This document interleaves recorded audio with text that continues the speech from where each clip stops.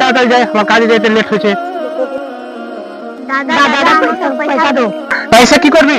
ঘুরতে যাবো। এনে তুই 500 টাকা। দাদা আমাকে দাও। তুই যদি ঘুরতে যাস বকরি কে দেখবে? যা, তুই বকরি চড়াইতে যাবি। দাদা আমাকে পয়সা দাও না, আমি ঘুরতে যাবো। একে তুই আমার সাথে ভাই ঘুরতে যা খাচ্ছিস করছিস, আবার ফের তোকে ঘুরতে ঘুরতে পাঠাবো। এই নে 100 টাকা নে, তোকে ঘুরতে যেতে হবে না, বাড়িতেই থাক, বকরি চড়াবি। ঠিক আছে দাদা। ছুটে পরে এসো, ঠান্ডা লেগে যাবে। সন্ধ্যেবেলা কি করবে? আমার কি বলবো, আমার দুঃখের কথা। আমার বাড়িতে দুটো ছোট ছোট ভাই আছে, ওদেরকে খরচা চালাবো না আমার থিয়েটার কিনবো? ওদেরই খরচা আমি বহন করতে পারছি না, আর সোয়েটার তো আমার দূরে থাক। ঠান্ডাটা আমি এভাবেই কাটিয়ে দেবো। ঠান্ডাতে তো সেই খারাপ হয়ে যাবে, কি করে কাজ করবে আপনি?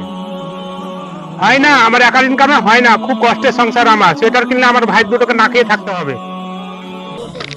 দাদা দাদা সোয়েটার নিচ্ছি। টুপি সোয়েটার তুই পয়সা কোথায় পালি? ভাইয়া ভাইয়া, তুমি যখন আমাকে পয়সা দিতে তখন আমি সেই পয়সা থেকে তোমার কাছে আমি সোয়েটারগুলো কিনে এনে দিয়েছি। আমি কিনে টাকা খাইনি দাদা, তোমার সোয়েটার ছিল না বলে আমি আজকে তোমার জন্য একটা সোয়েটার নিয়ে এসেছি। নাও দাদা।